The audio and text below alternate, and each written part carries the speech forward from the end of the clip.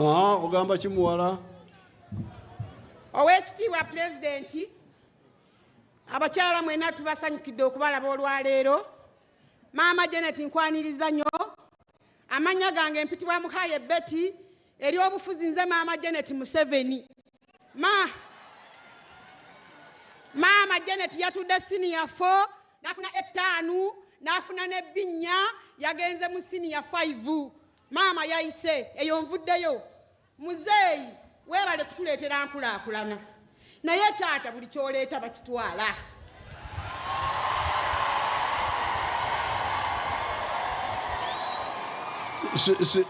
Siwulidde bulungi kiddemu.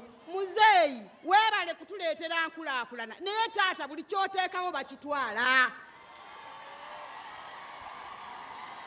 Taata esente ez'abakyala ze baatugamba nti tetuzaayo magoba zino ze baateeka mu sentinale simanyi ne mu banka ki twagenda okutuukayo nga teziriiyo nga baazitutte zonna. Muzeeyi paaliishi modo nze ndi mukyala wa movement simanyi na gyali. Ze sente za grow baazimala mudda mu banka zonna baazitwala abakyala abali mu buyinza abali mu bifo eby'amaanyi baazigabana ne bazitwala. Teri mukyala yafuna sente ezo buzeeyi. Muzeeyi ebintu birina okukyukamuuko. Muzeeyi ebintu bikyukamuuko ekisanja kino. Ebintu eby'obubbi bikendeezebweko taata. Abantu bakwate.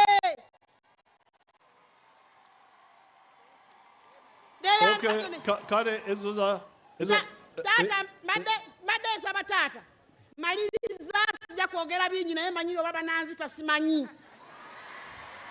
Naye nsaba taata ngende mbuuzeeko ku maama eddakiika emu taata. Kale njagala bafune contract yo. Ezo sente za grow ze mwogerako. Taata. Kati eza PDM ziri zitya? Ate ezo bazituuse bulala.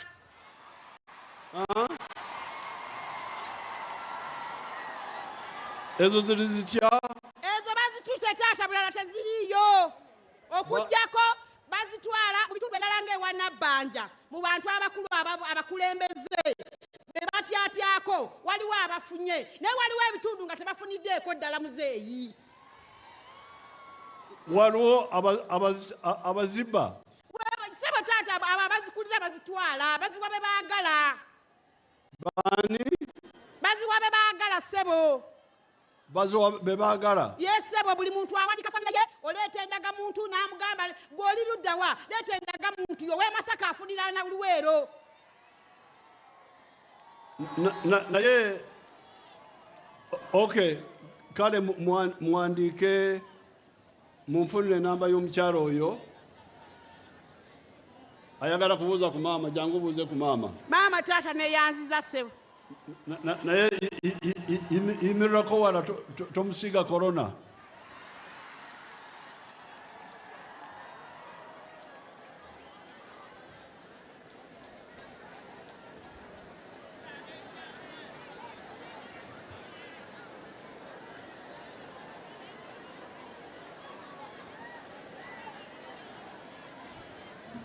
Mama mwishina ndakucheza newe kishani mama. Mama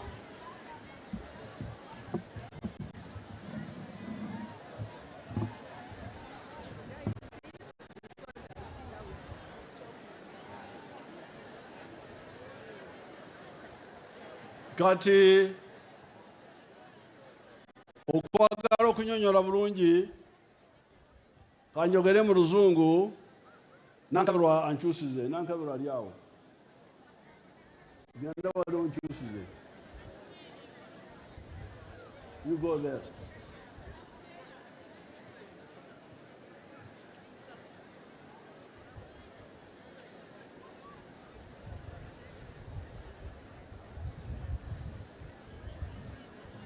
But Your Excellency mbadde wendi wano taata. Bukenya? Your Excellency. Kale Bukenya. Now, my daughter here was speaking about two things. muwala we abadde ayogera ku bintu bibiri. She was talking about the money of grow. Abadde ayogera ku sente za grow mwenna abakyala ze muwulira mu bank. That is money which came from World Bank from outside. Ezo sente ezaava mu nsi z'owabweru gye bayita World Bank. They lent it to us Ne bazituwola to give it to our people. tuzibawe ate era okwewola kuba kwakuzaayo nga gavumenti. The good thing is that the minister is here. Ekirungi minisita waali atwala grow. Beta Mongi, Minisita Betty Amongi I will call her, she will explain ajja there. kujja annyonnyola ensonga eyo. But the money which is the other money is also ours because we borrowed it. Naziri sente zaffe kubanga twazeewola. But the money from our own budget, which is not of borrowing, Naye sente ze tuteewola eziva mu mbalirira yaffe ya Uganda is the money of the PDM. ze sente za PDM mwenna ze mumanyi.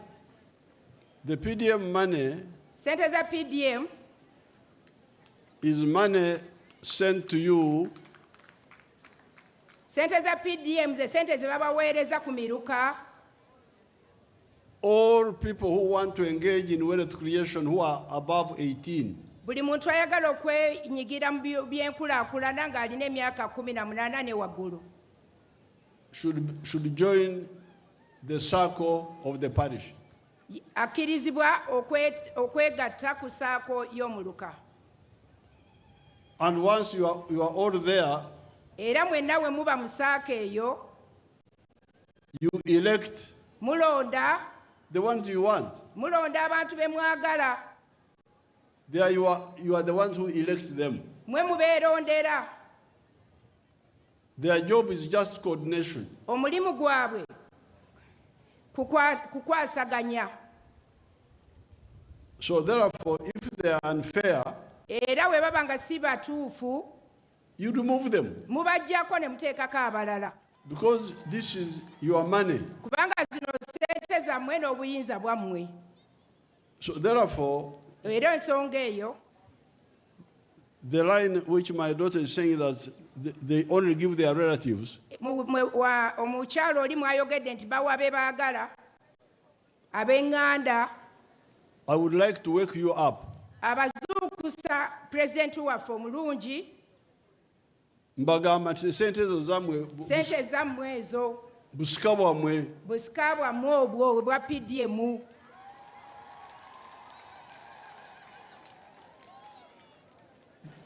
jjajja wamwe gavumenti ya Uganda ebalambidde sente ezo nti zo zammwe. Jjajja weebale, jjajja wammwe gavumenti ya Uganda ebagambye sente zammwe mutafaayo mwe mufiirwa. Kati jjajja bw'akulamira ebyobusika,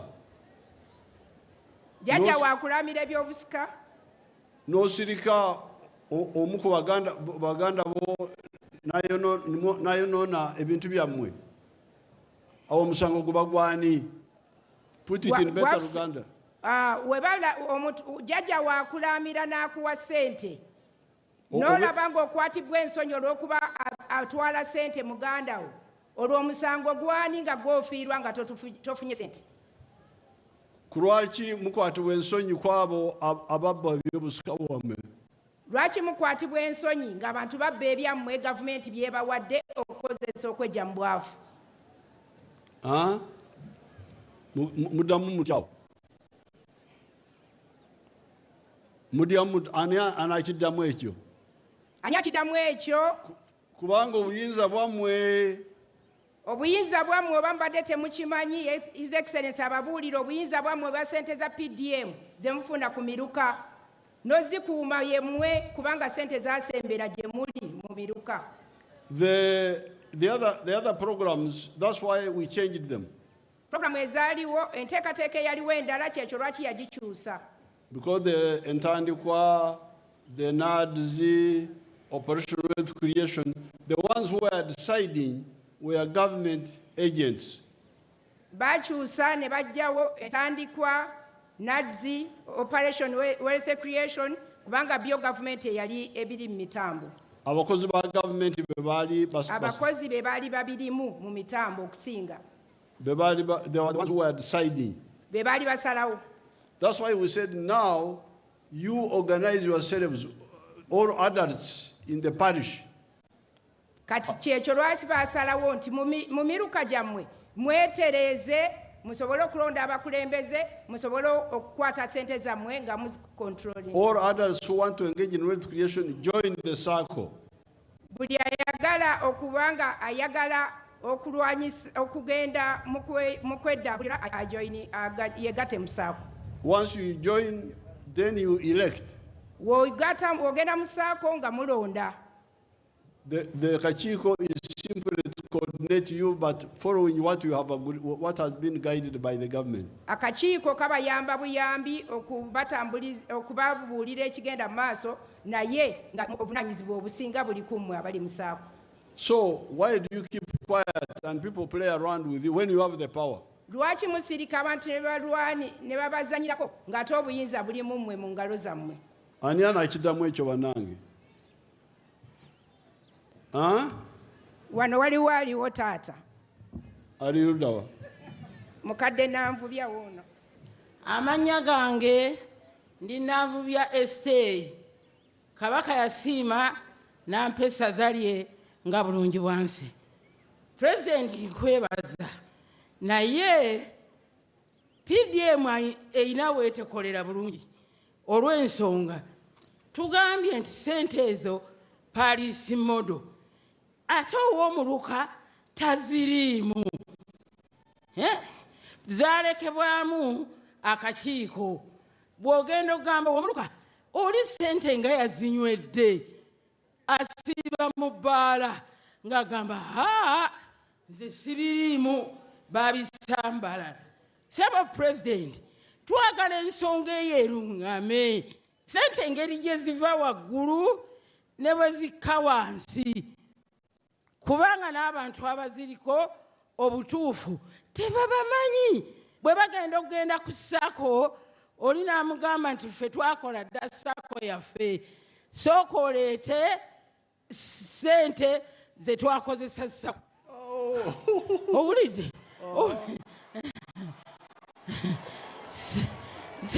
Sebo President ebintu birungamye bulungi. Okay, now I can see where the amanya omukadde wange ani? Nanvubya Esther omulwanyi ndi Palasoso waaka era akoledde emirimu okuva 88 ndera abatalina mwasirizi obutabanguko mu maka ndi mediator. Katonda abeere naawe. Kati Mama Esther, now Mama Esther, genda tuwele mama. Now Mama Esther is saying Mama Esther yagamba that a small group of people nti abantu abatono say they have formed a circle. Bagamba bakoze sako yaabwe. And that anybody who wants to join them must pay to join the circle. Nti omuntu yenna ayagala okwegatta ku saako nti naawe ofune PDM sente bagamba sasula. The circles of PDM saako za PDM bye byemukola eyo wansi mu muluka saako ezo don't have any payment, if I remember correct. Teyina kusasula kwonna wansi eyo gye mubeera. Do we have the PDM people here? Who is here? Tuyinawo abantu abakwatagana ku bintu bya PDM wano we tuli. Kawo waffe Kyankwanzi wuuna ajja, Your Excellency.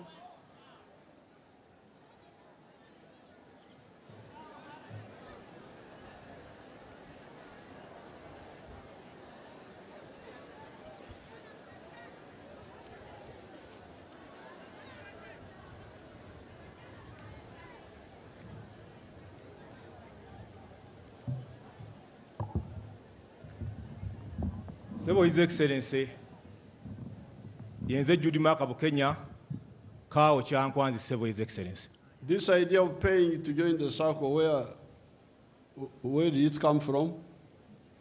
Ensonga eyo His Excellency ey'abantu okusasula ssente mu Kyankwanzi wano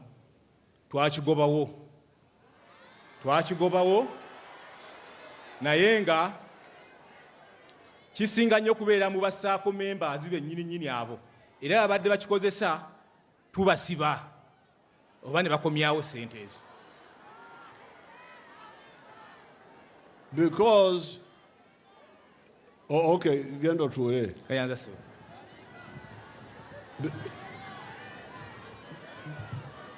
The circle we told you to form saako ze babagamba okukola had no payment teyayina kusasulwa kwonna because those circles of payment had been there and had not solved the problem. kubanga saako z'okusasula zaaliwo ne zilemwa okukola omulimu gwe yeetaaga His Excellency. So we said, you Yeah. just form your circle because you are in that parish. N'agamba mukole saako eyo kubanga muli mu muluka gumu And you want to participate in wealth creation. ate mwagala kwegatta mu bantu abejja abagala okwegatta mu bagenda mu nkulaakulana. So no need for payment. Era nga tewali nsonga lwaki abantu basasula. The money we were giving you to start your circle was our money. Sente ze baabawa okutandika saako zaali za gavumenti. 100 million Milioni 10 every year. buli mwaka ate buli saako. So Era ensonga eyo you don't pay back and you get 1 million. You don't get less. ate olina kufuna miliyoni emu nga tofunye zitoolebbwako.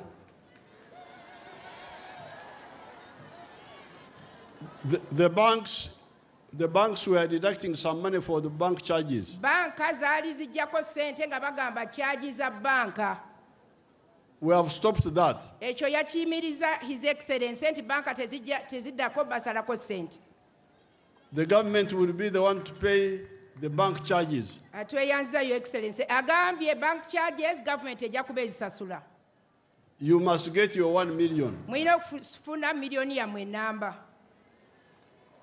And now, Era kati after 2 years, oluvannyuma lw'emyaka ebiri when you got 1 million, ng'ofunye miliyoni emu you pay back 1,120,000. osasula miliyoni emu mu emitwalo 12. After 2 years. Oluvannyuma lw'emyaka ebiri miliyoni emu ogyongerako emitwalo 12. So that's how the circle now starts operating. Awo saako bw'etandika okutwambula. To bring back the ones who got first. Okukomeza ne bazzaayo abaasooka okufuna. So now, the ones who say they have formed a circle, you must pay them. Abo abaga nti bakoze saako nti mulina obbasasula bafuuse babbi. But the question is, why should that confusion go on and the leaders don't detect it? Ekibuuzibwa lwaki ebyo bibaawo ng'ate abakulembeze weebali. RDC, where is the RDC?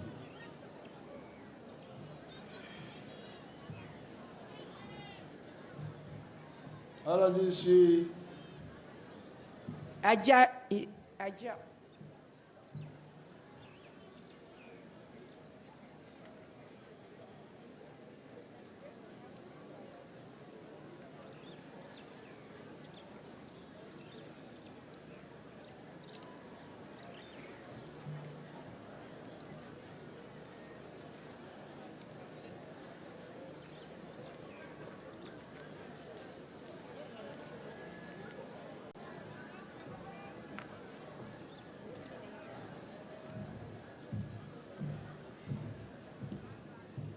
Yes, Your Excellency. What's your name? My name is Ankunda Sharon. So all this is happening. Why have you heard about it? Yes, please. Nakyuliddeko and we are trying to handle. Tuli mugezaako kukitereeza, Your Excellency. Mwakiwuliddeko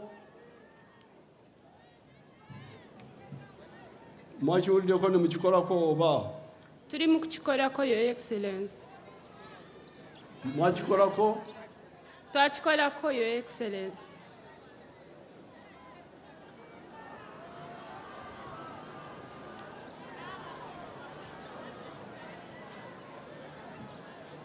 N'abagoba, you come and explain.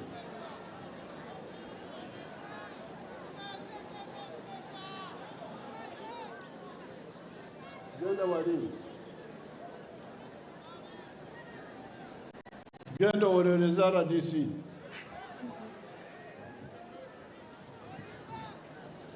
N'abagoba afuse pulida wa RDC.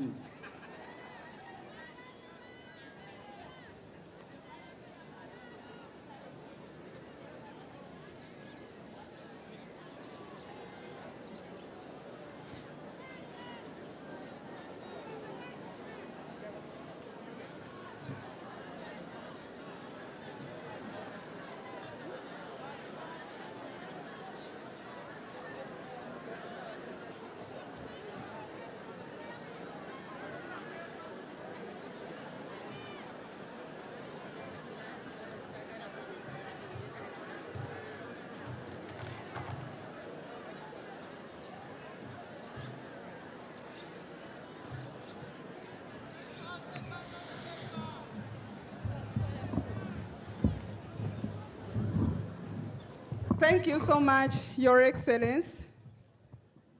Your Excellency, watukwasa omulimu ne Honorable Nankabirwa okujja okumonitoringa PDM mu Greater Mbende. Omulimu guno nagukolako mu January, natambula district stan eza Greater Mbende, and I came physically to Kyankwanzi.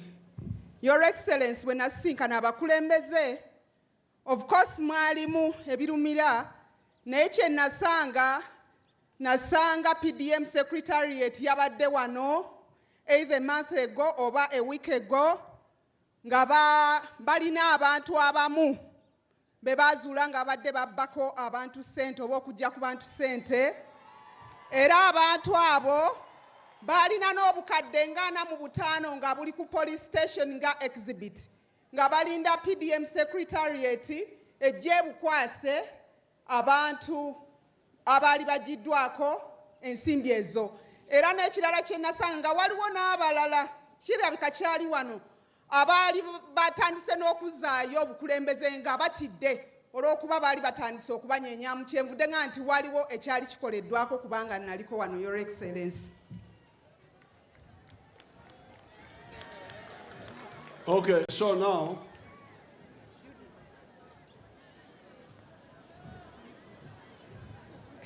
that's how Mnyankole says. Awo Omnyankole wagamba Otarunga emitinde otakarebera ekigikolatire nga tonnadduka misinde odduka emisinde don't run away from todduka nga tonnalaba kigoba. When you hear steps behind you, don't run without looking back and see where the steps are coming from. Todduka nga tolabye ekigoba gye kiva. Because you may find it is just Kubanga oyinza okusanga nga it is just a hen. Nga nkoko, nga munya, nga kawuka. That's what you have run away from. Nga ate kyodduka. So you people, those thieves are nothing. Era abo ababbi temuli. You can stop them. Musobola obbayimiriza, obbalemesa. The money is yours. Sente zammwe. You are in the circle. Muli mu saako. All of you. Mwenna. All adults in a parish who want to engage in wealth creation. Mwenna abakulu abali mu saako abagala okwegatta mu nkulaakulana. You are the one to elect the committee. Mwe muyina okulonda abakulembeze ba saako. So if they say we have already formed the circle, you ask them why didn't you call all of us? wemusanga nga bakola dda saako nga bagamba ffe twakola dda leetayo ssente obabuuza lwaki temwatuyita ffene ne twegattamu luli. And the Muruka chief, Estate is talking about the one who is drunk. Omuluka chief, Madam Esther gwabadde ayogerako. The one who is in drinking alcohol. Abazinywa obunyi. Saying that he's not involved. Nga ye yeegaana ntabiriimu. No, he's an ex-official member of, I think. Yes. He's an ex-official member of the committee. Muluka chief aba yeegaanira bwereere kubanga be bali ku committee. He's the one to make sure that the rules of the SACCO are followed. Yalina okulaba nti etteeka lya SACCO gagobererwa. And if not, he should report. Era nga walaba nti ebitambudde bulungi omuluka chief oyo alina okuloopa. So, Susan Kasinje, talk to Esteri.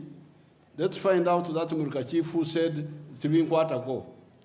Kati Susan yogera ne Esteri akubulire bulungi ow'omuluka oyo yagamba tebinkwatako. So that is on the PDM. Ebyo biri ku PDM. PDM is yours. PDM yammwe mukimanye leero. Even when you pay back, the money will be in your SACCO forever. Era ne munaddamu okusasula sente zijja kusigala mu SACCO yammwe kubanga ziri mu akawunti yammwe. It will never go back to Kampala again. Tezijja kuddayo Kampala. So don't allow anybody to steal your money. Era temukkiriza ababatawaanya ababa babbira sente kubanga babba sente zammwe. Now let me ask Amongi to come and talk about grow. Amongi, who is she?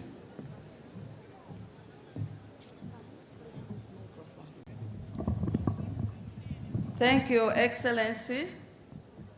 Excellency, GROW is into two products. One is implemented under Ministry of Gender and one under Private Sector Foundation. The one that members have consistently raised issues on is the one of the loan. And I have here Dr. Ruth Kasolo, who will tell us the banks that are giving GROW loans, the conditions the banks are giving, and then I will talk about what we are going to do to ensure that it reaches every district beginning April. Your Excellency, as Honorable Minister Monk indicated, Kanjogere Uganda, Your Excellency, GROW project, eriko components, ey'okugabira abakyala loans. Your Excellency, sente zino eza World Bank, ekisooka kye njagala oklarifyinga nti si loan ku government ne World Bank yawa government ya Uganda grant. Neesaba nga bakolagana ne government tutandikewo enkola ey'okuwa abakyala ssente nga bazeewola naye nga zisobola okudda wabeerewo ensako ey'abakyala. Programu eno Your Excellency bwe yali etandika teyatunulira mukyala wa PDM oba ow'emyuga. Yatunulira omukyala asobodde okuba nti eyavaayo naye nga kati ayagala okutandika okwetengerera bizinesi yeebeere nga esobola okuba nti yeetengerera nga mu luzungu bagamba nti from informal to either small or medium enterprise. Your Excellency, nga tutandika pilot yaffe nga tukola ne World Bank, twasalawo sente zisooke zigende mu banks, tukozese banks mu kusooka. Era ne tulonda banks mukaaga, ne tulonda Stanbic Bank, Post Bank, Finance Trust Bank, Centenary Bank, DFCU ne Equity. Your Excellency, nga tukwatagana ne banks zino, kubanga twabawa sente naye nga tubagambye nti bwe tuba tukuwadde sente biliyoni 2 oyina kuza biliyoni 2 ke kakwakirizo gavumenti ke yateeka ku banks ezo. N'olwekyo ne batusaba nti balina okukozesa emitendera gyabwe nga bawola sente zino.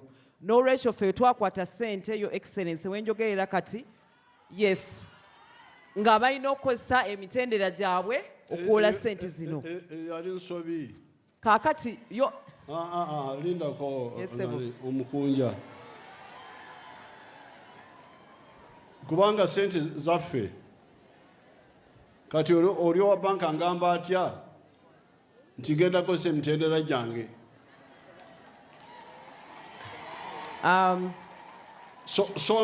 Songa sente zange. Your Excellency, nga bw'ogambye ensobi gye twakola tetwaba kibayita guarantee fund era tugenda kikolako naye twabateekako obukwakkulizo tibwabeera nga bawoze ssente zino balina oziwolera ku 10% amagoba abakyala era wenjogerera kati Your Excellency baakawola biliyoni 5 era abakyala baakafuna ssente bali 2,175.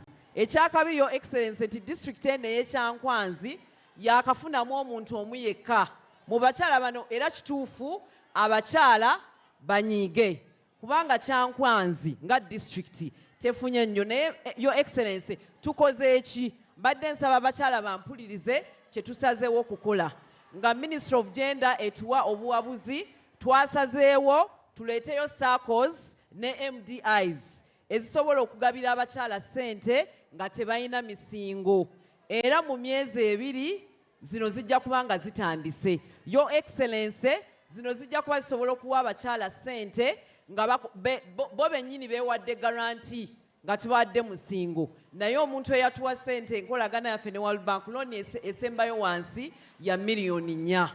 So ndowooza ekyo nsobodde okukola kino olwekyo abakyala ab'Ekyankwanzi ate ekirala Your Excellency mu cabinet mwasalawo tisente zino tuzalocatinge ku regions era wenjogerera kano Your Excellency regions 19 kubanga ssente lwaki olumu tezimala ab'e Kampala babadde be basinga ozitwala ne Wakiso kaakati twasazeewo buli region efune block ya ssente wenjogerera kati Kyankwanzi eri mu Greater Mubende era twagyolocatinze biliyoni 3 nga tusuubira nti biliyoni 3 ezo bwe banaaba tebazikozesezza mu bbanga lya myezi 6 bajja kubanga region endala nga tuzibawa yeyo program sebo naye ekirala Your Excellency kyembadde njagala okwogera nti program eya grow sente eza grow ensako yaayo si nnene ng'eya PDM. Your Excellency emyaka 2 bankwasa biliyoni 12 zokka Uganda yonna mu financial institutions sente ezo si nyingi mu myezi 4 gyokka biliyoni 5 ziweddewo kyokka ate nga tulina ebbanga eddala nolwekyo twasabye aba World Bank batuyambe sente ezibadde ez'omwaka ogwokubiri tusobole ozongera abakyala n'olwekyo demand eri waggulu nnyo era yesinza otuleetera obuzibu obusingayo. Okay, Mongi. Your Excellency, when we received complaints from women where most of the women were saying they don't have collateral, in the Ministry of Gender, we decided that let SACCOs come on board because SACCOs and microfinance will lend without condition of collateral. So beginning April, we agreed with the bank that in districts that require not Kampala and Central, we will push SACCOs and cooperatives to lend to women without much of the collateral. I have got a I have not. Okay, sit down, Amongi, sit down. Your Excellency, agambye ekizibu akitegedde. The mistake was ensobi yali the World Bank gave money to Uganda government. World Bank yawa ssente ku government ya Uganda. And agreed that that money should be used by women abaliko obulungi. Ne bakkiriziganya nti ssente ezo zikozesebwe abakyala abaliko obulungi. The ones who have already started but needed to expand. Abakyala abatandika dda bye bakola nga baagala bayimirizaawo bizinesi butagwa. Not like the one of 1 million, but the ones of 4 million and above. Kubanga PDM ewa 1 million emu ate grow ng'etandikira ku million 4 okuwa omukyala. Now the mistake was ensobi yali our people to agree abantu baffe okukkiriza that they will follow the procedures of the bank. okukkiriza nti bajja kugoberera okusaba kwa banka okwaliwo obulombolombo bwa banka obwaliwo. Instead of saying, mu kifo ky'okugamba if you want to lend this money, follow our bulombolombo. mu kifo kya bo ogamba nti wemba mwagala sente zino mugoberere obulombolombo bwaffe, To pass them through those banks. okuziyisa mu banka ezo ezisaba emisingo. So that is one problem. Eyo yensobi eyaliwo banka kusaba abakyala misingo gye batalina. But secondly, Ekyokubiri, that money is not a big money. ezo si sente nnyingi nnyo. My money is much bigger than that. Sente ze eza PDM nnyingi okusinga zino. Because 1 year, Kubanga mu mwaka gumu if you put together with Emyoga, w'ogigatta wamu n'emyoga, it is like 1.5 trillion. mu mwaka gumu ogatta sente za PDM n'ez'emyoga eba akasirivu kamu Sikaseri obutabalika. obutabalika kamu n'ekitundu. Jukira akakade, akawumbi, ate onotuuka akatabalika. Kaba akatabalika kamu n'ekitundu. That is obuwumbi 1,500. Bwe buwumbi 1,500, ogatta obuwumbi 1,500 n'oweza akatabalika kamu n'ekitundu. Ezo ze sente za NRM. Ezo sente za NRM zebasindikira. Buli mwaka. Buli obusente bw'abaana. Buli sente ez'abaana abo ba mukyala Kasolo Grow. The Mugamba is 200 billion? He said 100. He said 120. 100 billion in 2 years. Zirimeka nani? Biyinzika. Where's Biyinzika? What is the money you are fighting over? For a year is 120 billion for this financial year. And the total? The total is $75 million for lending. Mumulide obusente butono. Esente zamwe ze nyingi. Your money is much bigger. But this smaller one also should be distributed fairly. Sente eza PDM n'emyoka ze zisinga obungi naye era zino entono kubanga bazituwa ozikozesa nazo zikozesebwa obulungi. So this is the first step. Era eno ye ddaala erisooka.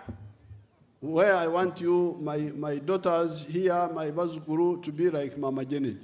Wano wayagalira nti bawalabe abazzukulu be abawala babeerenga Mama Janet. Don't be like my mother Esther. Tembeera nga maama we Esteri eyafumbisanga enku eyatukimanga amazzi ku mitwe. To do it, in order to do that, you must use this money to get out of poverty. Mu ngeri ey'okufuuka Mama Janet tulina kutandika ne sente zino zibatuwa nga tulina bye tukola. Now, secondly, the second channel ekyokubiri ekkubo eddala litwandiisemu okubafuula nga Mama Janet. Ekkubo eddala eriyinza okufuula nga abakyala mmwe n'abawala be nga Mama Janet is free education. Okusoma okw'obwereere. We brought that. Kusoma kw'obwereere yakuleeta amasomero gaffe aga gavumenti. But your local people charge money on you. Kati mmwe abantu be mu Lubeera nabeeyo ku masomero babasaba sente. And if that one had worked, singa ekyo kyakola, many girls would have gone through education without being interrupted. Singa ekyo kyakola nga tebasaba sente, abawala bangi bandiyise mu kusomoka okw'obwereere ne batuuka mu bifo ebyenjawulo eby'amaanyi. So that is the second line. Eyo ye layini ey'okubiri. The third line Layini ey'okusatu is skills. okutendekebwa okufuna obukugu okufuna obukugu obw'omu mutwe obw'emikono nga okozesa emikono omutwe n'emikono. Now, omutwe n'emikono. I am giving some skills in the skilling centers. Awa ebyokuyiga ebyokukozesebwa emikono n'omutwe mu centers ze gyayigiriza. Recently there was a girl somewhere called Nisima. I want her to give her testimony. Waliwo omuwala Nesima eyakavaayo ayagalawo testimony. Nesima jangu.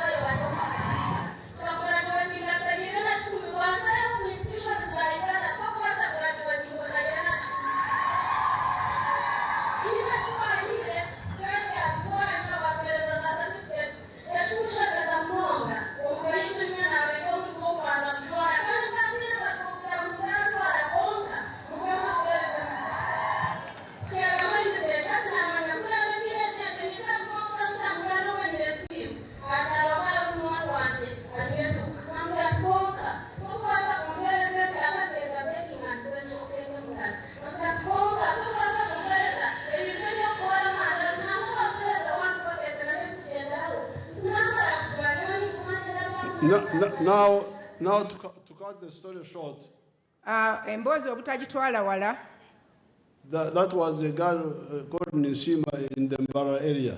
Oyo omuwala Nesima ali eyo Mbarara. She had nothing. Yali talina. No land. Nga talina ttaka. No property. Talina wadde ekyobugagga kyonna. But she came in my skilling hubs. N'agenda mu matendekero ge agayigiriza eby'emitwe nga bakozesa engalo. And she learned baking. N'ayiga okola emigaati ne cake. And then he started making mandazi. N'atandika okukola amandaazi. For somebody else. Ng'agakolera omuntu omulala. But was getting some commission. Ng'afuna commission okukozesa amaanyi ge. And because of that, eventually she got able to make her own mandazi. We yavaawo yasobola okukola amandaazi agage. And she's now employing 2 people. Kati naye ayina abakozi babiri abamuyamba mu mandaazi ge. So you can see from nothing. Olaba nti otandika owatali. You get a skill. N'ofuna okuyigisibwa okw'omutwe n'okozesa emikono gyo. A skill gets you a job. Ekyo ky'oyize ne kikufuulisa n'ofuna omulimu. The mulimu gets you a capital to start your own. Omulimu ne gukufunira entandikwa eya ssente z'okozesa ebibyo. And eventually you also become an employer. Oluvannyuma naawe n'ofuuka akozesa abakozi. So therefore, when we talk of women, we twogera ku bakyala. According to the NRM, we twogera ku bakyala mu NRM. These are some of the roots to bino emancipation. byonna gy'emikutu gye tulina okukwata. Wealth creation. Okukolawo okufuna we tujja entandikwa. Okugaggawala.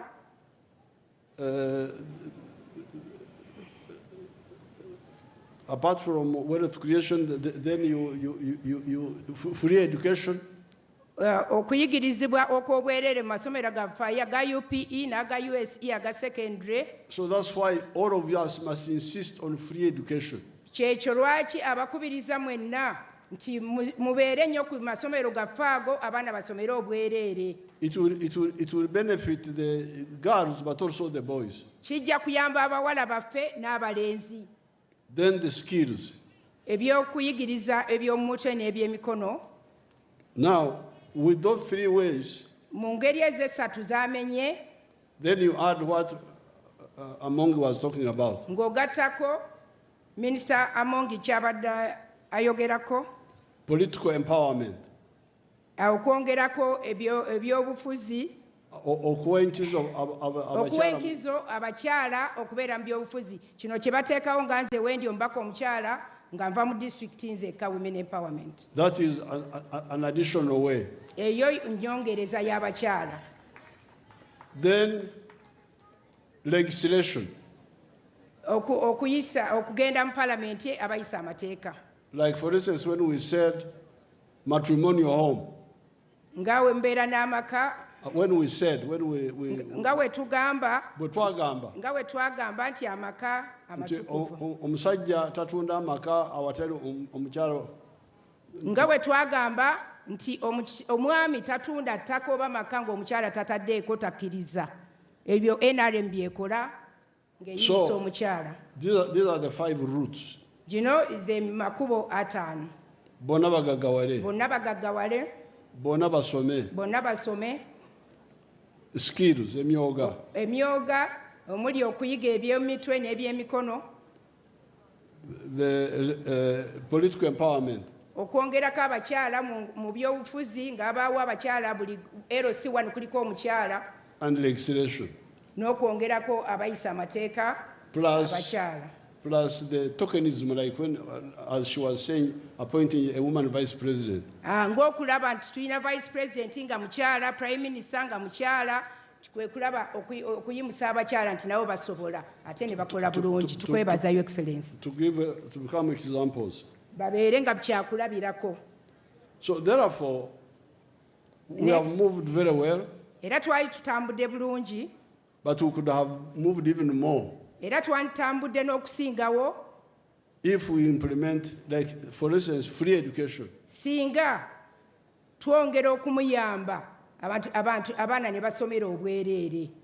And also, you cannot talk of women emancipation without talking about emancipation of the whole society.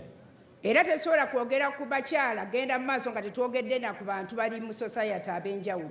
Bonna awamu.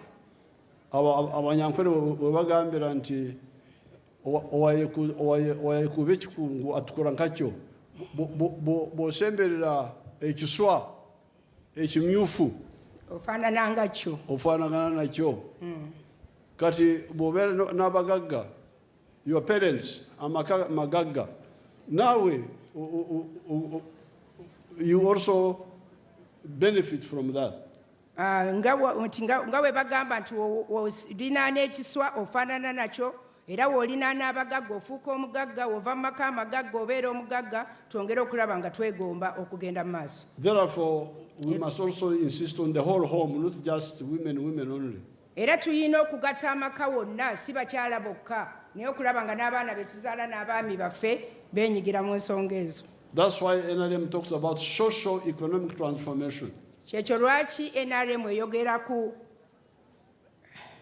socio-economic transformation, okulaba nga tutambula okweyubula nga tugenda mu maaso mu mbeera y'ebyenfuna. Like omusota, to cast out the old skin and you get a new skin like the snake. Ng'omusota we gweyubula ne guva mu kiriba ekikadde ne gudda mu kipya nga tugenda mu maaso. So therefore, women emancipation must be put in this context as a whole. Kati era kyekyo lwaki tugamba nti abakyala ogenda mu maaso tulina okiteeka wamu okulaba nga abantu bonna bakibeeramu. So the 5 roots, please. Ezo emirandira 5. Number 1, bonna bagaggawale. Esooka bonna bagaggawale. Number 2, bonna basome. Eyokubiri bonna basome.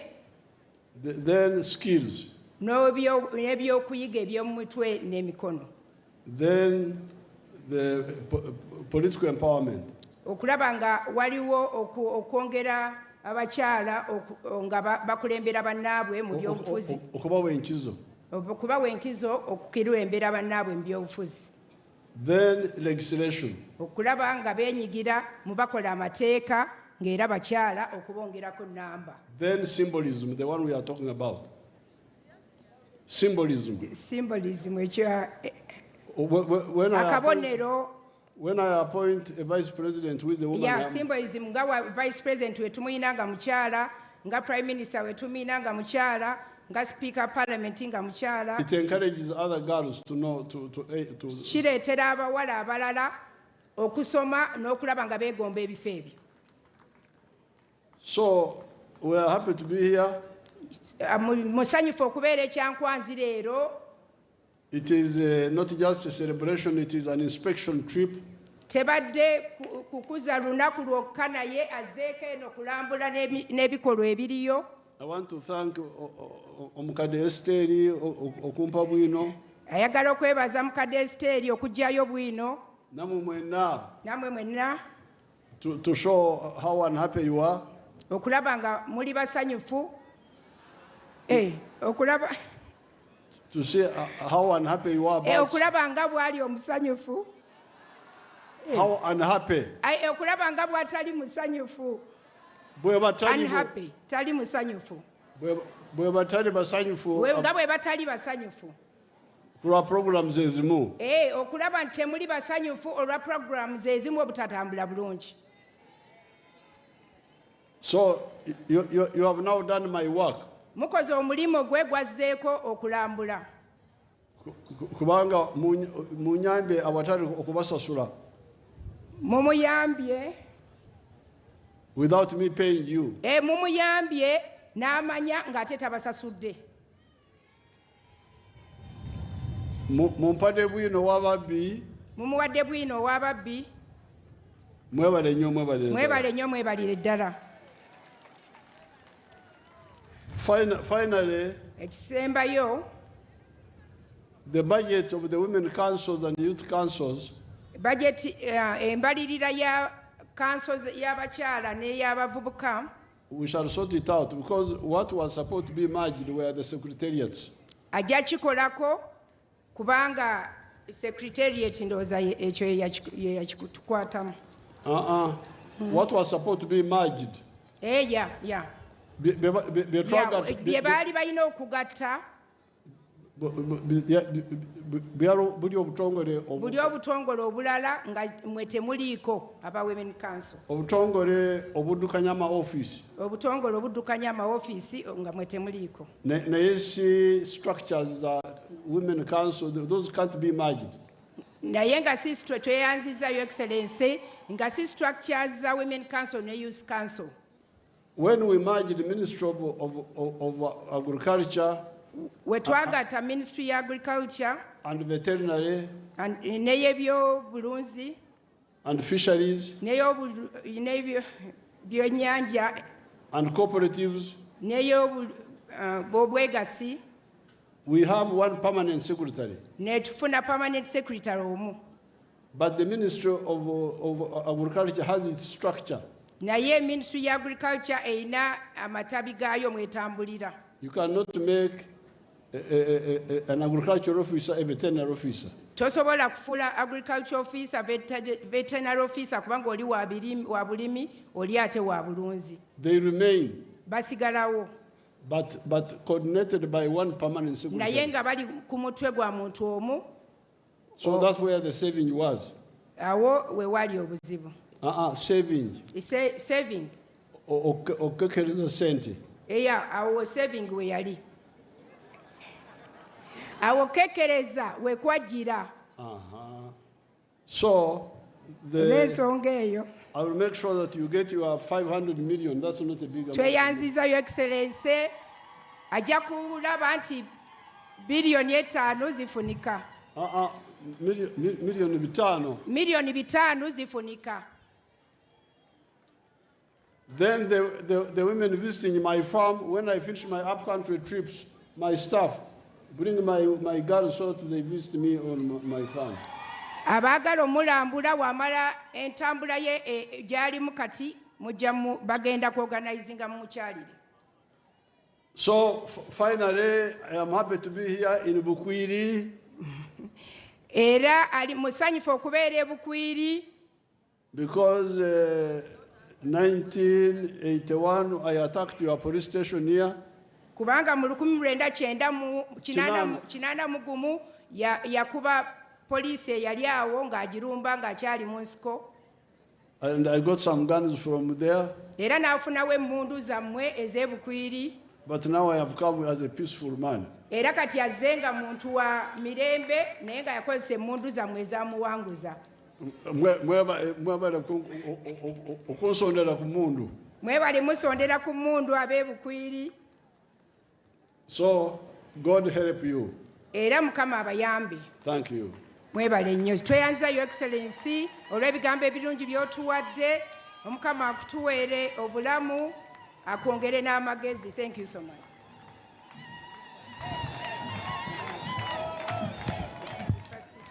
Can we give a better hand clap? Surely. The Women Council, you have been given your things. Can you give a better morale?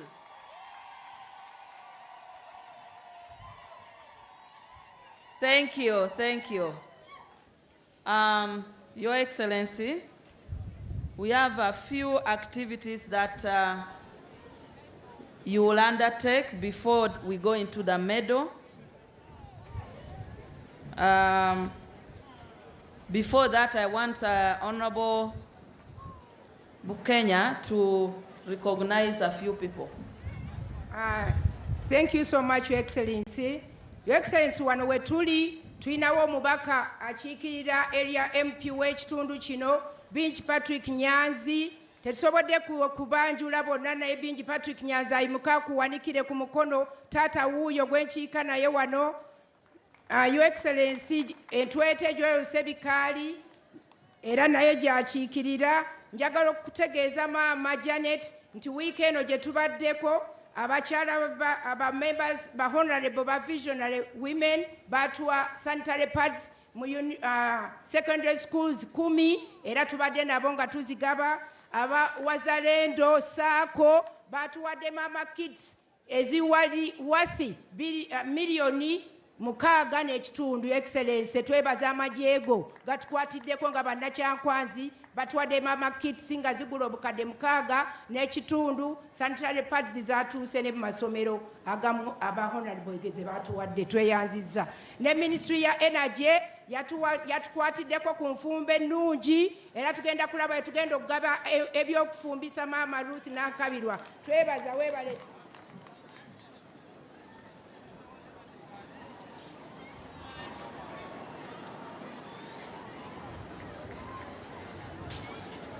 Banaye mutereere kirabika ebyuma we bigudde abantu ne beekanga. Mutereere tewali mutawaana guliwo. Tewali mutawaana guliwo. Bino bye bataddewo ebyuma bye bigudde ne mwekanga tewali mutawaana. Banaye mutuule tewali mutawaana mutuule.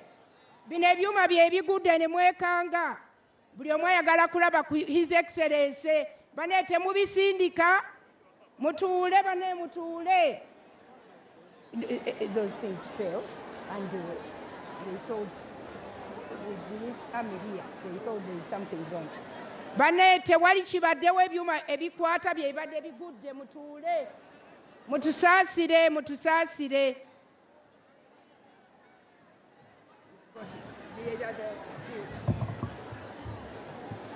Thank you, Excellency. Excellency, we are requesting you to launch a book by Aisha Omar Ahmed Kablo, and then also launch a magazine, Imagine. I want the two to stand up and step in front, and while I introduce the book.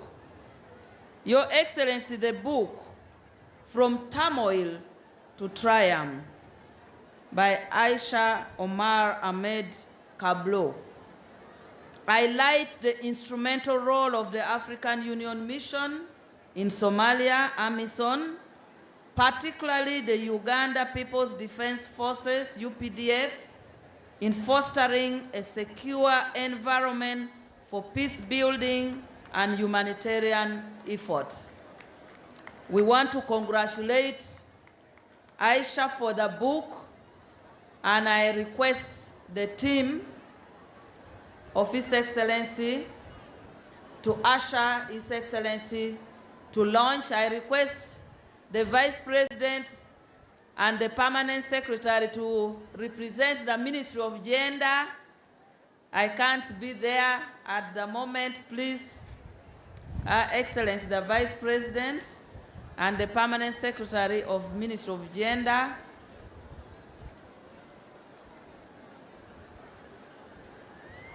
And I also request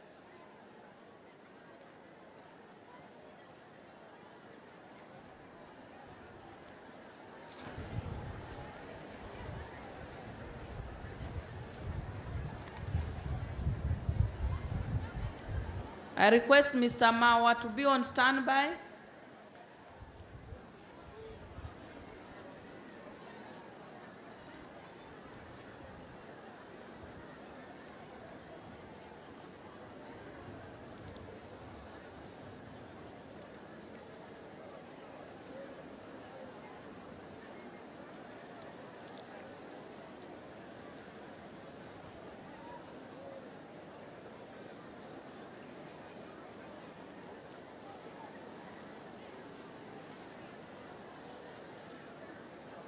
Thank you. I'm seeing other team joining His Excellency the President.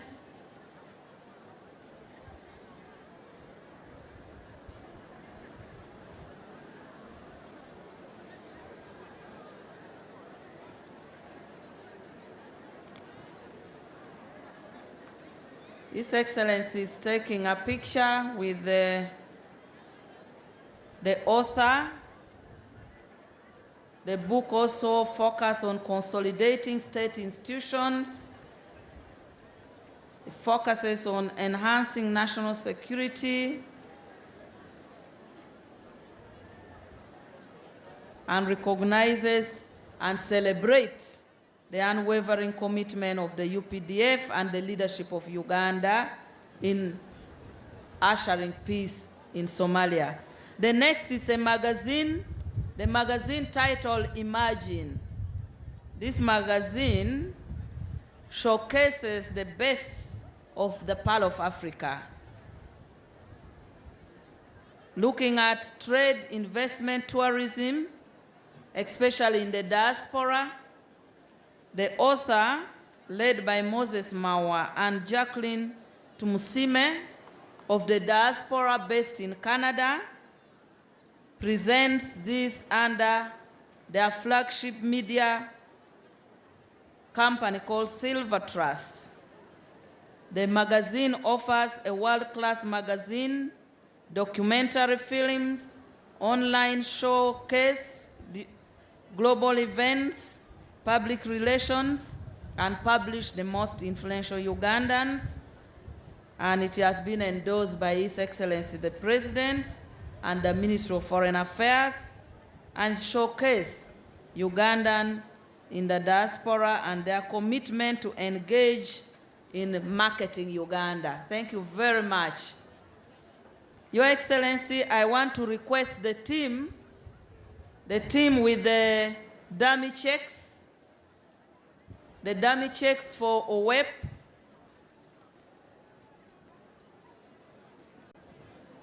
I'm going to call the districts, and the districts will be represented by the RDC, COW, and the Chairperson Women Council.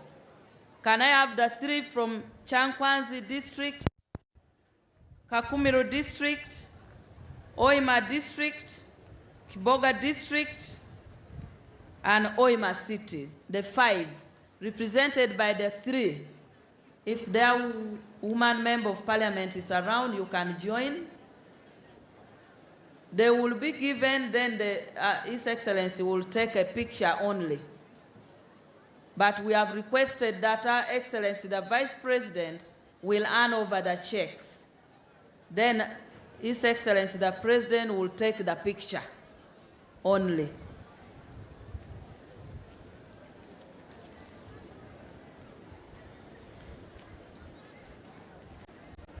The district chairpersons also, you join, please. the district chairpersons. Oima local government, Mugisha, Mubarak, St. Paul Emmanuel, Margaret Ruhigwa, the chairperson, Kiboga, Nsiro Gerald Kalunda, Nsubuga, Caroline Musoke, and I requested if the women members of parliament are there and RDC. Excellency, the Vice President, I have to disturb you. And we start with which district is ready? Is Oima District Local Government ready? Oima District Local Government.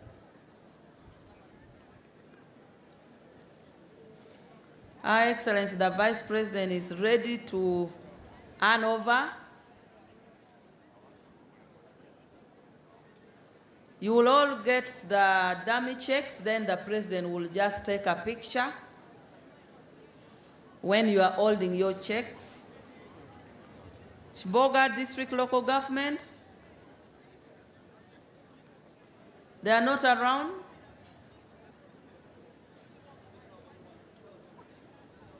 Kyankwanzi,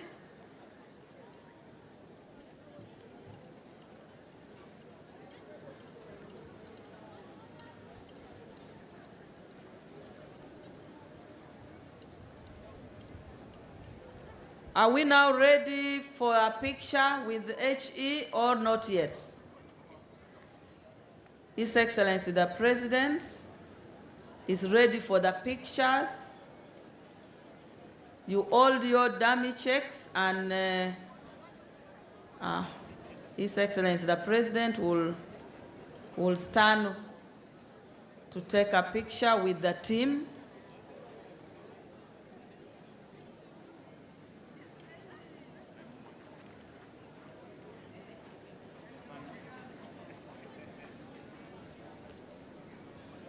Looks like there are districts that are not around.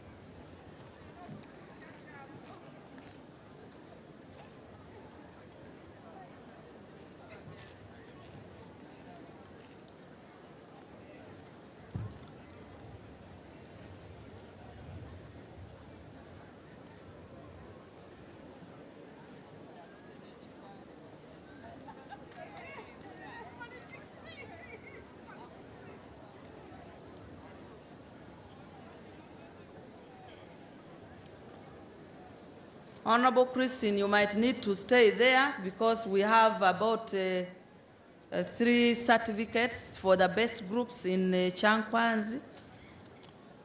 Once they finish, if they are done, can I call those receiving certificates for outstanding women groups?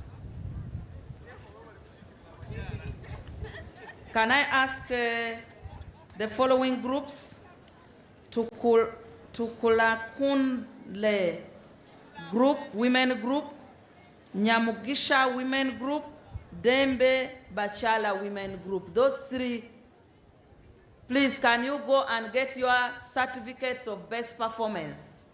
If you do not hurry, you're going to miss the pictures with HE.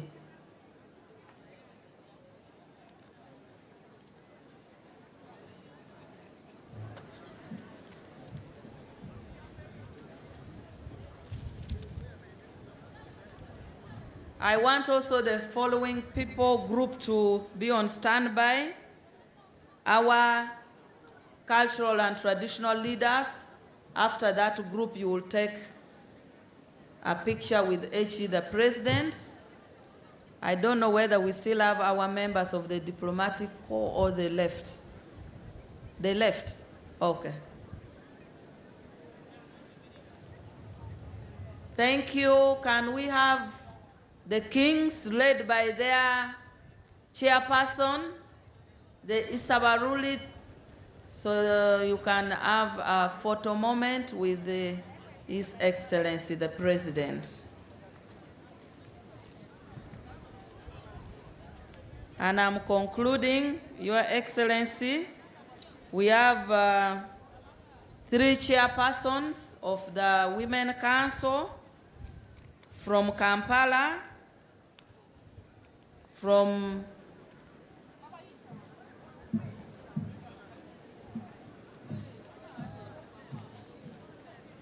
Budaka and Bunyangabo. There's 3. Can you just step in front? The 3 chairpersons, while I wait for the visionary women. The visionary women.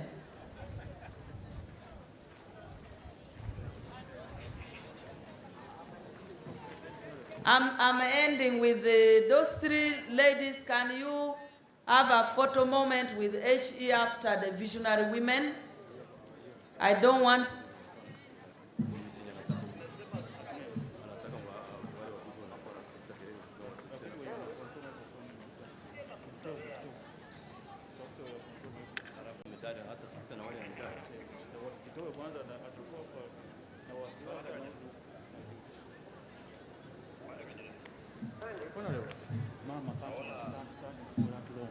I'm requesting those who are coming for the medal to now step near, to come near here, those that are taking over for the medalists.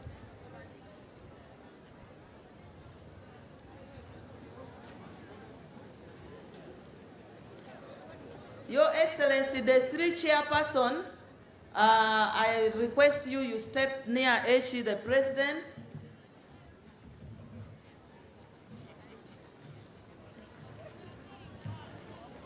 Thank you.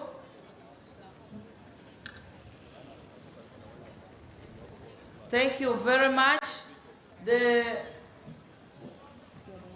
Your Excellency, I now want to hand over, due to pressing time and issues beyond my control. We have to request now the Master of Ceremony of the Chancery to come and go through the medal and the medalist. Thank you very much, Your Excellency, for everything.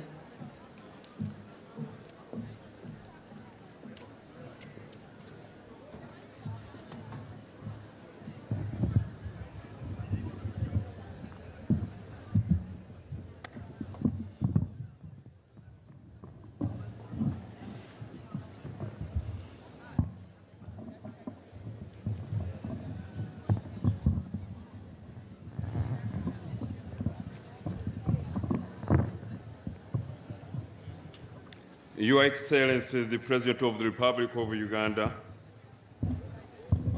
General Retired Yoweri Kaguta Museveni, and your dear spouse, Ma'am Janet Katawa Museveni, who by God's grace doubles as Minister for Education and Sports. Her Excellency, the Vice President of the Republic of Uganda, Major Retired Jessica Rose Alupo Epel, the Vice Chairman of the National Resistance Movement Party, Right Honorable Alhaji Moses Chigongo, Right Honorable First Deputy Prime Minister and Minister for the East African Community Affairs, Rebecca Litwala Kadaga, Right Honorable Third Deputy Prime Minister and Minister without Portfolio and Political Mobilization, Honorable Kia Nakadama Isanga, Honorable Cabinet Ministers and Ministers of State here present, Honorable Members of Parliament here present, Their Excellencies, the Ambassadors and High Commissioners here present, the Deputy Chief of Defense Forces, Uganda People's Defense Forces, Sister Security Chiefs, the Klagi traditional leaders here present, distinguished ladies and gentlemen, good afternoon. On this occasion of commemorating International Women's Day, His Excellency the President is pleased to recognize deserving citizens of Uganda by award of medals of honor and to conduct the presentation of the 46 of the beneficiaries is none other than me, Major General George Igumba, the Master of Ceremonies of the Chancery, by law established. Now, therefore, in accordance with Section 3, Part 2 of the National Honors and Awards Act 2001 as amended, His Excellency the President of the Republic of Uganda has approved the award of medals of honor to 46 persons, among whom 4 are male, during this year's International Women's Day celebrations. The medals are in the categories of the Distinguished Order of the Crested Crane, First Class Grand Commander, the Distinguished Order of the Nile, Second Class Grand Officer, the Personal Sacrifice Medal, the Meritorious Service Medal Police, the Distinguished Service Medal Police, the Long Service with Conduct, Good Conduct Gold, and 60th Diamond Jubilee Anniversary Medal. The names of the 46 recipients were duly considered by the Presidential Awards Committee, consisting of 9 eminent persons, with Honorable Beatrice Wabudea as the chairperson and Hajat Zamina Malole as the secretary, under the stewardship of the Minister for the Presidency, Honorable Mile Babirie Babaranda. Now, the award of the Distinguished Order of the Crested Crane Medal. Pursuant to Section 3.2, Second Schedule, Part 1 of the National Honors and Awards Act 2001, as amended, the title of honor of the Distinguished Order of the Crested Crane First Class Grand Commander is awarded to a person who distinguishes him or herself in leadership or service in the public or private sector as a political leader of a local government, an advocate, doctor, engineer, or accountant, a member of a foreign government who contributes to the development of Uganda. The one awardee who has been duly approved is none other than Right Honorable Rebecca Alitwala Kadaga, a female adult from Kamuli District. Rebecca Alitwala Kadaga is a trailblazer in law, governance, and human rights advocacy. She has made significant contributions to Uganda and beyond. A former 2-term Speaker of Parliament of Uganda, she serves as the first Deputy Prime Minister and Minister for East African Affairs. Over the years, she has held various leadership positions, including Secretary General of the East African Women Parliamentary Association, Chairperson of the Interparliamentary Union of Member States of the Intergovernmental Authority on Development, Women's Caucus, and President-designatee of the Commonwealth Parliamentary Association. Award of the Distinguished Order of the Nile Medal. Pursuant to Section 3.2, Second Schedule, Part 1 of the National Honors and Awards Act 2001 as amended, the title of honor of the Distinguished Order of the Nile Second Class Grand Officer is awarded to a person who excels in production, research, economic development, social or cultural enterprises, while promoting Uganda abroad through artistic, scientific, or cultural work, by working in the public service, being a member of a cultural, religious, academic, or scientific institution, being a member of the public or private sector, being a traditional leader or community leader, or being a distinguished member of a visiting cultural delegation. The 2 awardees who have been duly approved are Her Excellency Tumsime Roda Peace, a female adult from Mitoma District, who holds a master's degree in planning and managing development, a bachelor's degree in rural economy and agriculture, and a diploma in women and development. The second one is none other than Mrs. Celia Nabeta Kafreka, a female adult from Shema District. She is a highly accomplished Ugandan diplomat, currently serving as the Minister Counselor and accounting officer to the Permanent Mission of Uganda to the United Nations. She is a strong advocate for women's empowerment, the protection of vulnerable groups, and an influential negotiator in the multilateral diplomacy. Award of the Personal Sacrifice Medal, Police. Pursuant to Section 3.3, Second Schedule, Part 2A of the National Honors and Awards Act 2001 as amended, the title of honor of the Personal Sacrifice Medal is awarded to officers who have been wounded or killed in the line of duty. It may be awarded posthumously. The one awardee who has been duly approved is number 66197, Police Constable Nakasero Fiona, a female adult from Kamuli District, who joined the Uganda Police Force on 15th November 2010 as a probationer police constable. Award of the Meritorious Service Medal, Police. Pursuant to Section 3.3 Second Schedule, Part 2A of the National Honors and Awards Act 2001 as amended, the title of honor of the Meritorious Service Medal is awarded to police officers for meritorious service, particularly in operations where initiative and meritorious behavior have made vital differences to the success of the operations. It is also awarded for acts of endurance and dedication. The one awardee who has been duly approved is number 32523, Sergeant Asapo Stella, a female adult from Soroti District, who joined the Uganda Police Force on 10th October 1998 as a probation police constable. Next is award of the Distinguished Service Medal, Police.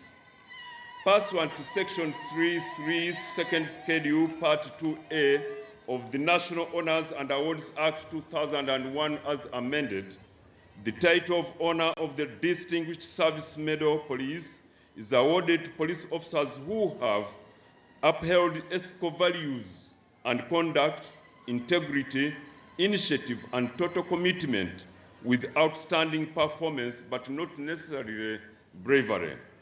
The medal is also awarded for acts of humility, kindness, humanitarian attitude, and faithfulness.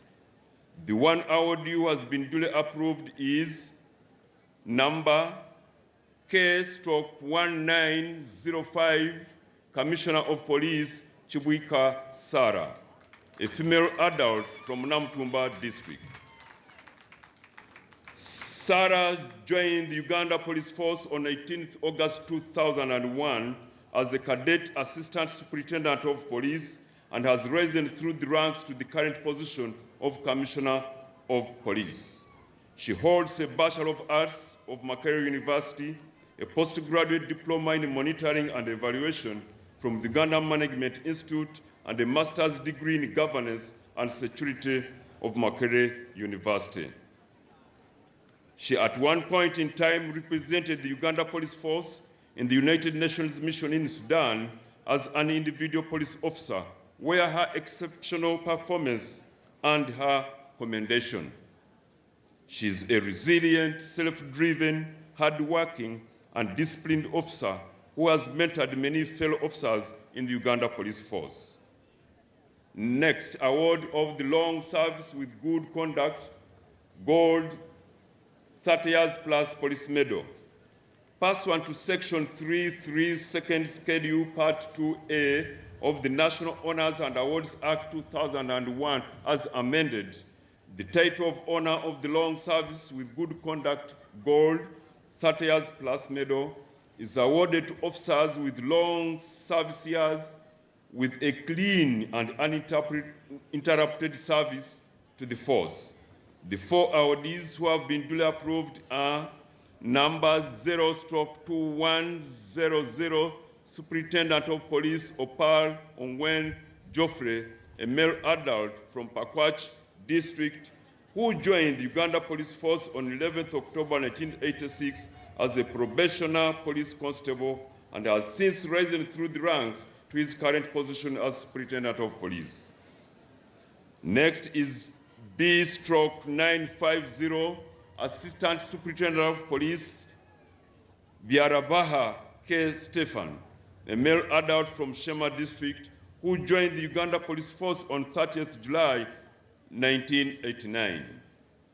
Next is number N/1287, Assistant Superintendent of Police Nadunga Fatuma, a female adult from Stronko District, who joined the Uganda Police Force on 1st July 1987. Next is number A/1637, Inspector of Police Akechi Juliet, a female adult from Gulu District, who joined the force on 31st July 1989. Award of the 60th Diamond Jubilee Anniversary Medal.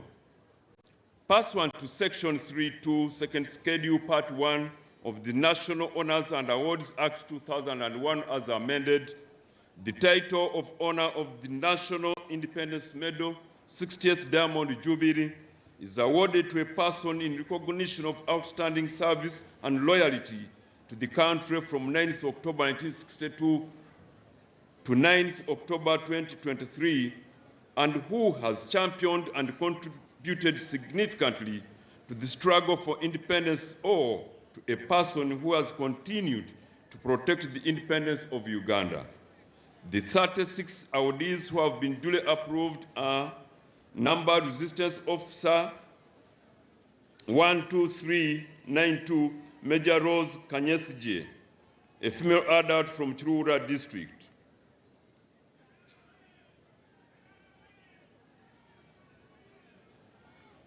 Resistance Officer number 12319, Captain Marim Gertrude Alum, a female adult from Lira District. Resistance Officer number 12555, Captain Rose Oyela, a female adult from Lamo District. Resistance Officer number 13661, Captain Caroline Chosimire, a female adult from Lubiri's District.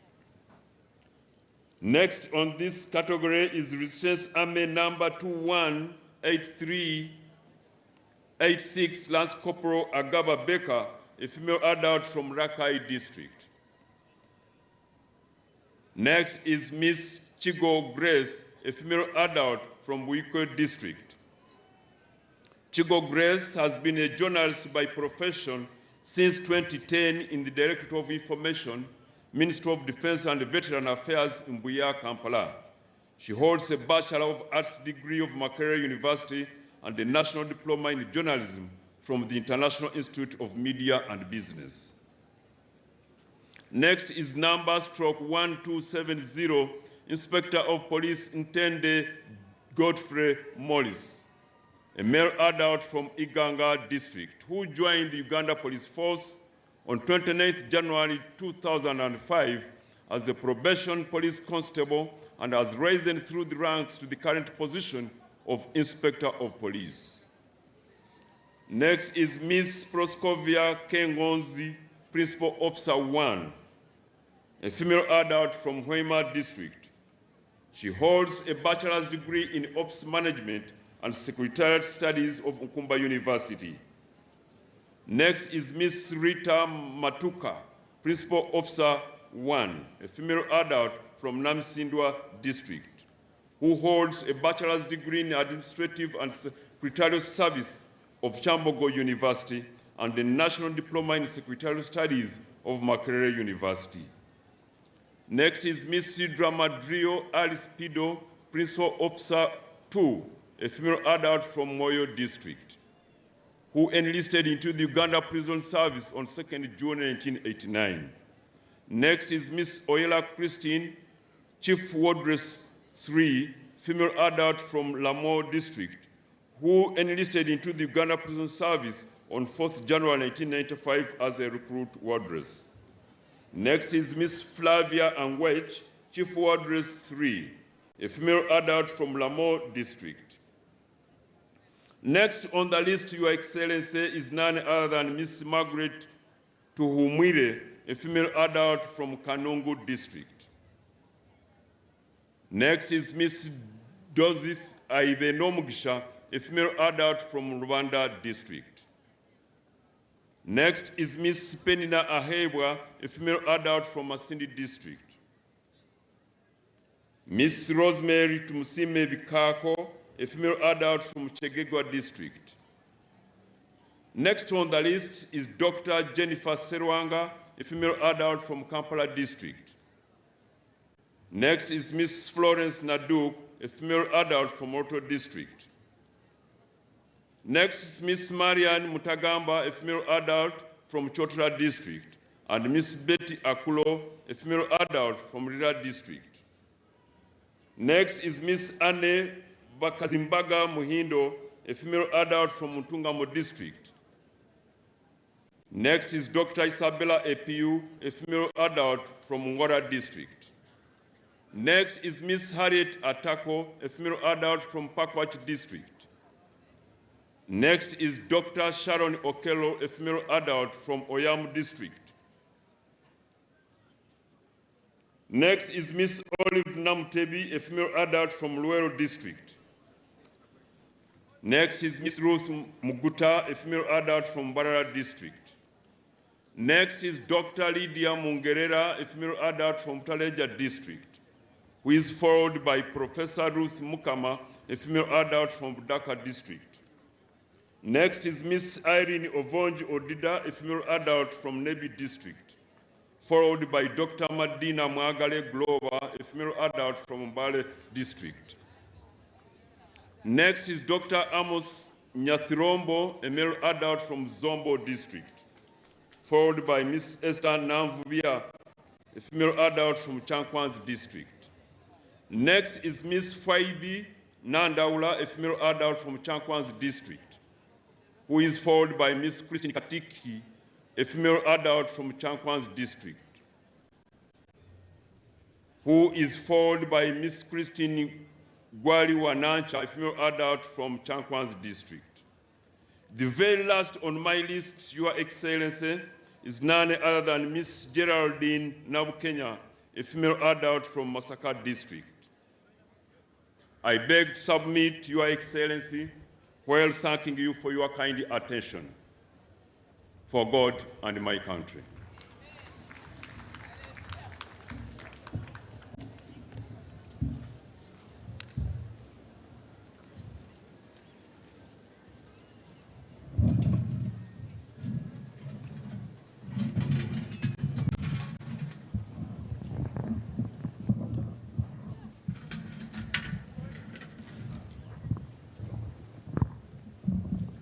Your Excellency, we thank you so much for being with us all this time, the whole day. I know you love us as women in Uganda. Your Excellency, now